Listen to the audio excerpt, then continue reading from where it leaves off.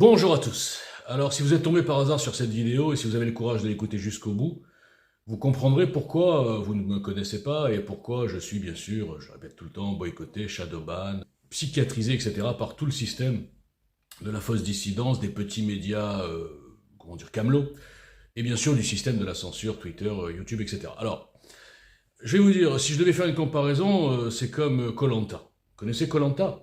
Ça fait exactement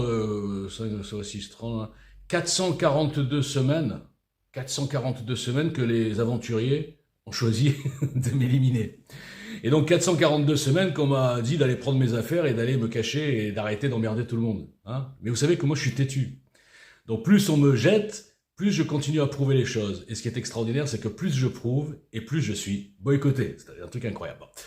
Donc là, je vais arrêter ma séance... démontage de Soral, démontage de Borowski, démontage de Youssef Indy, enfin démontage de la soi-disant dissidence, et explication bien sûr des deux plans mondialistes, et je vais revenir sur l'essentiel, c'est-à-dire la mission initiale de JL Citoyen. J'ai été obligé de changer de mission quand j'ai été attaqué de tous les côtés, et quand j'ai vu l'aveuglement général, quand j'ai vu l'escroquerie générale, on peut le dire, et quand j'ai compris que les gens n'étaient pas encore prêts pour entendre un discours comme le mien, puisqu'ils ne sont pas habitués. Alors je vais d'abord commencer par vous faire écouter un petit passage de quelqu'un qui explique très bien ce qu'est l'escroquerie. Alors lui il parle de la République, moi je préciserai de la 5e République, c'est-à-dire du système actuel qui a été complètement dévoyé, et que j'appelle une République kidnappée, une République énarcho-maçonnique, on peut dire ça comme ça. Il vous explique donc en faisant un parallèle avec la monarchie, c'était un peu le même raisonnement que j'ai eu au tout début de l'écriture du programme JL, c'est-à-dire pointer les aberrations, comme il le fait. Alors lui, il compare avec la monarchie, bon moi je comparais un petit peu avec la monarchie, mais surtout je disais, il faut inventer autre chose. Quand je disais, nous sommes au bout d'un système, j'essayais d'expliquer aux gens qu'en fait, c'était pas un problème de personne, contrairement à ce que vous font croire tous les politiciens qui ont intérêt à vous faire croire qu'avec eux, ça sera autre chose, etc. Beaucoup de chroniqueurs sont très attachés à la 5e République. Souvent, c'est des chroniqueurs, des ex-politiciens qui ont vécu du système toute leur vie, qui vivent encore du système, qui sont dans les médias, etc., qui écrivent des bouquins, où ils ont la promotion. Moi, par exemple, j'ai eu 0 média pour mes bouquins. C'est extraordinaire parce qu'évidemment, je mettais à jour beaucoup de choses. Alors du coup, je les ai rendus gratuits. Comme ça, c'est plus simple. Ils sont en téléchargement. Donc, j'essaie d'expliquer qu'il fallait pas s'attacher à l'homme, attendre l'homme providentiel, attendre un qui, mais construire un quoi. J'expliquais aussi que le système vous a enfermé dans un choix très restreint, volontairement restreint, justement entre la 5e République, les délires de la 6e façon Mélenchon, avec les citoyens partout, assemblée citoyenne, tirage au sort, enfin n'importe quoi, une espèce de truc de démocratie, mais qui est complètement ridicule et qui aboutirait à un bordel, je le dis, et qui surtout n'aboutirait pas à un programme fort, puissant, sans entrave, qui puisse relever notre pays. Donc ça, c'est les fans de Mélenchon, de Étienne Chouard, de tous les grands démocrates. Et les démocrates qui n'osent pas débattre contre moi, donc c'est des grands démocrates, déjà, on voit ça. Et donc le 3e système, eh bien oui, c'est la monarchie. La monarchie, moi j'ai rien contre, en vérité, hein, je le dis souvent à mon ami Abed, j'ai rien contre, sauf qu'il n'y a pas de roi. Et sauf que la monarchie est un système, c'est un concept qui va pas très loin, puisque bon, ils attendent un roi, d'accord, mais il n'y a pas de ligne, il n'y a pas de programme, c'est juste un roi catholique. Bon d'accord, mais ok, mais tu fais quoi avec ça? Un roi catholique, admettons. Admettons qu'il y en a un qui sort du chapeau. Parce que je vous rappelle qu'il y a aucun qui est légitime, hein. Il y a 2 écoles, plus l'école de la génétique, qui est une 3e école, où le prétendant serait, je crois, en Italie ou en Pologne, je sais plus. Donc, devant ce désert, je me suis dit tout de suite en 2017, il faut créer quelque chose. Et nous avons les moyens, il y a des compétences, il y a des gens intelligents dans ce pays à qui on ne donne jamais la parole, je ne parle pas de moi, hein. Il y en a plein que j'ai rencontrés d'ailleurs, qui sont boycottés comme moi, je ne suis pas le seul, qui sont capables, en mettant toutes leurs compétences, leur retour d'expérience terrain, chacun dans leur domaine, etc., d'inventer un nouveau système et de le proposer à nos concitoyens. Voilà, donc en fait, écoutez ce monsieur-là, et puis après je vous reprends. C'est vrai qu'il veut la République, Pierre. Et pourquoi la veut-il? 2 raisons, comprenez-moi bien, c'est des choses que je n'avais pas vues autrefois, ça. La monarchie est moins forte, un système monarchique est moins fort que les systèmes républicains pour faire tenir tranquilles les pauvres gens. Pourquoi? Parce que quand c'est le roi qui parle, on peut toujours mettre en cause la volonté royale. On pourrait dire, ben, c'est un homme qui ne veut pas que nous améliorions notre situation. Tandis que s'il y a une révolte de pauvres, sous la République, c'est-à-dire sous le régime du suffrage universel, l'autorité qui va contraindre ces gens à rentrer dans leur tanière, elle s'appelle comment? Elle s'appelle volonté nationale. Du moment qu'il y a suffrage universel, que le suffrage universel s'est prononcé, que nous avons avec l'Assemblée ce que l'on appelle la volonté de la nation, cette volonté de la nation, qui est en fait la volonté des notables, est autrement forte qu'une simple volonté royale pour faire tenir tranquilles les misérables.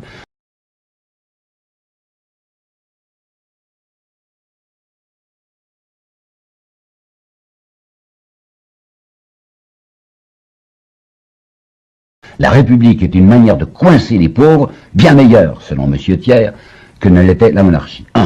Deuxièmement, là, je voudrais vous apporter une citation de Jean-Jacques Rousseau, que j'ai découvert absolument par hasard, mais qui va tellement bien à ma pensée. Jamais dans une monarchie, l'opulence d'un particulier ne peut le mettre au-dessus du prince. En revanche, dans une république, elle peut aisément le mettre, ce particulier, au-dessus des lois. Ça veut dire quoi? Ça veut dire dans une république, les lois sont faites par qui? Elles sont faites par l'Assemblée nationale. Qu'est-ce que l'Assemblée nationale? C'est soi-disant le suffrage universel. Qu'est-ce qu'en fait le suffrage universel? C'est ce que veulent les notables. Par conséquent, dans une république bien conduite, c'est l'argent qui est au pouvoir. Il n'y a pas de régime meilleur qu'un régime démocratique bien orienté pour la protection de l'argent. Voilà pourquoi Thiers est républicain.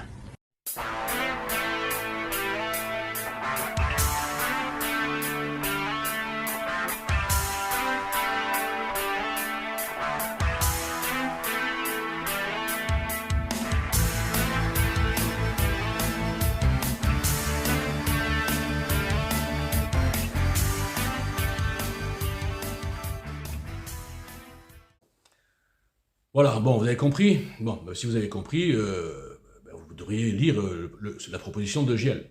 En fait, la proposition de Giel citoyen résout absolument toutes les dérives actuelles de la Ve République, et je répète, toutes les escroqueries, qui font qu'aujourd'hui, on a juste le droit, tous les 5 ans, d'élire un qui, sur un programme qui n'en est pas un, puisque je vous rappelle que ces gens peuvent faire des promesses de campagne et faire tout à fait l'inverse ensuite pendant 5 ans. Ils auront, sauf l'exception actuelle, la majorité à l'Assemblée nationale. Donc ils feront ce qu'ils voudront, ils n'ont plus du tout le mandat du peuple quand ils font l'inverse de ce qu'ils ont dit en campagne, vous comprenez? C'est comme si vous faites un devis, vous dites voilà monsieur, ça va faire 12 000 € et je vous ferai ça, ça, ça et ça. Et en cours de travaux, il dit ah ben non finalement ça fera 18 000 et puis je vous fais pas ça non plus. Alors, le mec il dit j'annule, sauf que nous on peut pas annuler, parce que pendant 5 ans on a le même. Donc il y a ça, donc le programme EGL fait en sorte déjà de faire un référendum de mi-mandat, alors bon il faut voir le programme, je vous dis ça, je survole un petit peu. Ensuite, le mandat impératif, le contrat de confiance, interdirait par nature, les mensonges, les promesses de campagne. Parce que n'importe qui dit n'importe quoi pour se faire élire, et après il peut nous faire un bras d'honneur, comme il le fait le psychopathe, comme quand il nous emmerde, etc. Moi je m'en fous, j'ai été élu. Alors on sait pas comment, si on rentre là-dedans, c'est un autre sujet, ça, comment il a été élu, ça... Bon, enfin bref. Donc, déjà ce système qui donne un blanc-seing à quelqu'un pendant 5 ans et après il peut faire ce qu'il veut, avec EGL, c'est fini. Un contrôle annuel, alors il y a les modalités. Ensuite, la toute-puissance du Conseil constitutionnel, ça vous énerve pas ça? Regardez, dans 3 jours, on va avoir le résultat, le retour de la loi immigration. Walter, en un mot? Je vais juste finir, je vais le rassurer. Et je crois qu'il a déjà évoqué la chose, là on change de sujet, on parle de la République, la fausse démocratie, la République kidnappée. À savoir que finalement, ceux qui font les lois en dernier ressort, ce ne sont pas les députés, ce n'est même pas le président de la République qui peut se cacher derrière, c'est le Conseil constitutionnel. Ce sont 9 personnes qui sont désignées, bon, on sait comment, il y en a certaines qui n'ont aucune compétence juridique ni rien du tout, ils sont là pour assurer une voix. Non mais ça, alors franchement, Éric Coquerel n'y est pour rien. Non, mais justement, je dis que je change de sujet. Éric Coquerel est en miel, je vais passer maintenant au Conseil constitutionnel. Donc aujourd'hui, ça veut dire quoi?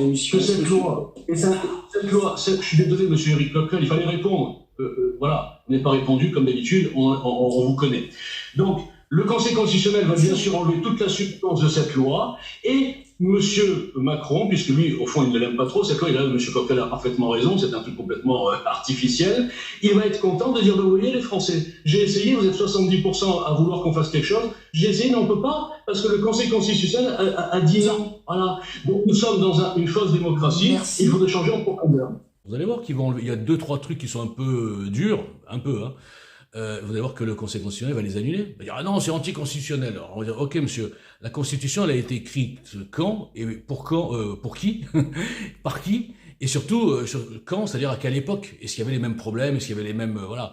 Ah bah on s'en fout, on ne doit pas la toucher. Et en fait, ils ne la touchent que quand ça les arrange pour ajouter des étages de sécurité pour ne pas la toucher. Le droit du sol, je ferai remarquer que c'est notre Constitution, monsieur. La Constitution, cher monsieur, n'est pas intangible. Elle est là pour servir le pays et le peuple qui peuple le pays. Ça veut dire que quand, en fonction des événements et de l'évolution de la situation à tous les niveaux, on doit pouvoir la modifier pour s'adapter à la situation. Vous avez raison, Vichy l'a modifié.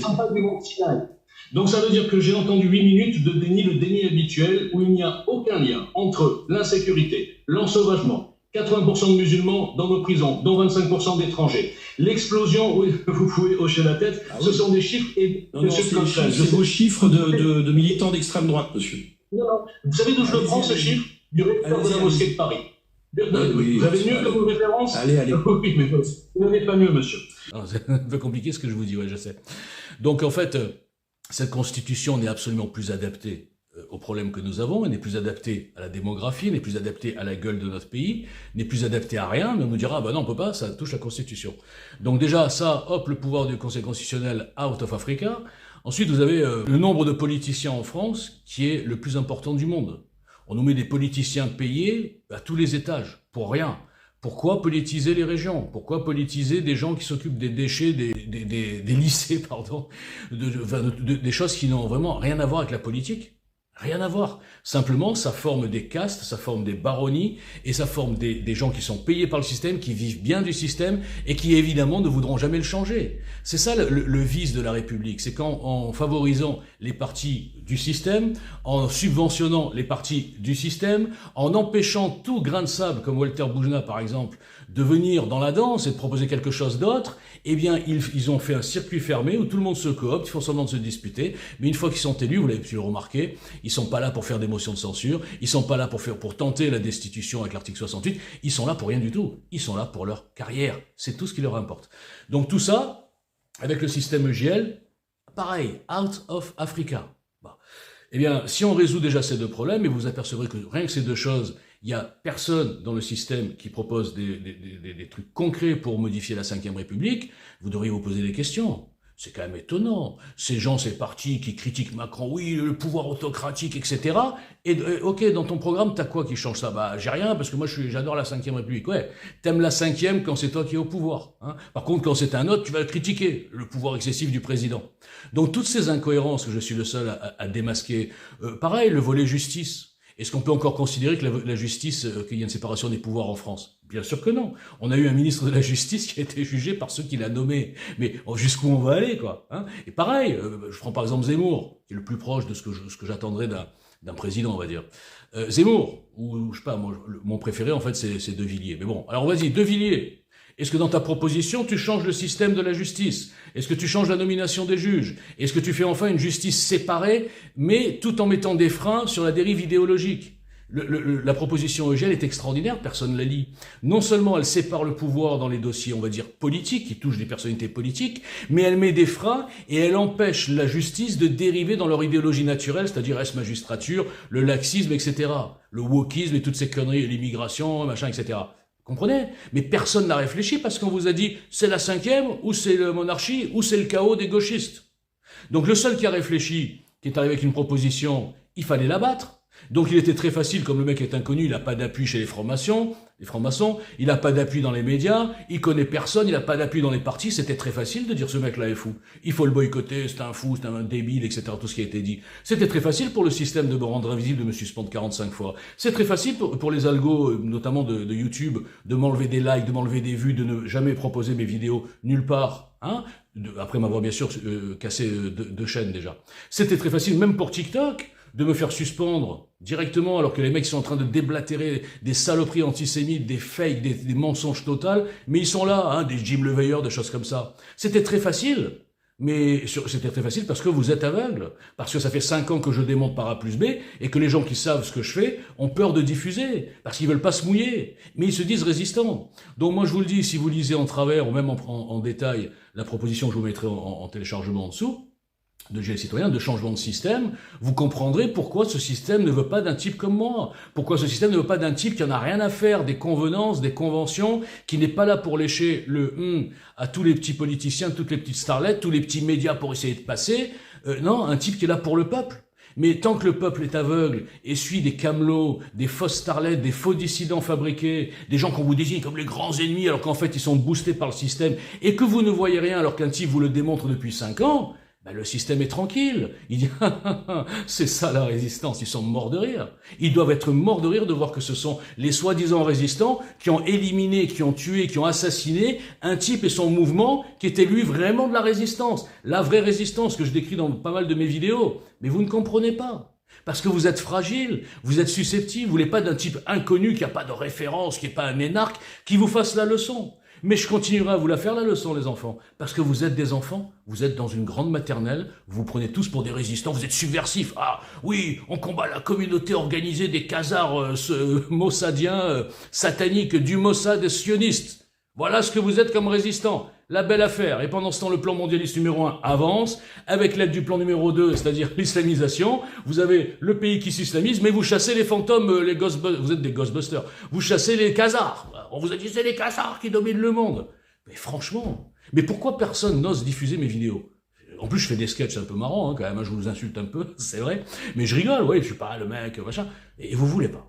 Alors, si vous voulez pas vous libérer, si vous voulez rien tenter, si vous voulez rien faire, juste, ah, il est débile, sans rien comprendre à ce que je raconte, sans même lire, rien du tout, mon bouquin, les articles, rien. Il faut pas diffuser ce mec-là, on perd des followers. Si votre but dans la vie, bande d'abrutis, ça fait longtemps que j'avais pas dit ça, bande d'abrutis, c'est d'avoir des followers et d'être dans un grand groupe d'abrutis qui se prennent pour des résistants en salissant Israël et les Juifs, entre autres, et en disant, ah, Zemmour c'est le plus fort, ah, on va gagner en partant de 0 député de 7%, et si vous comprenez pas que ces gens-là ne veulent pas s'allier parce qu'ils ont chacun leur boutique à gérer, et si vous comprenez pas que même les politiciens, je les emmerde, parce que je mets à jour la gestion de boutique, justement, parce que je mets à jour le système qui protège toute cette engeance, non, j'exagère, l'engeance, c'est Soralienne.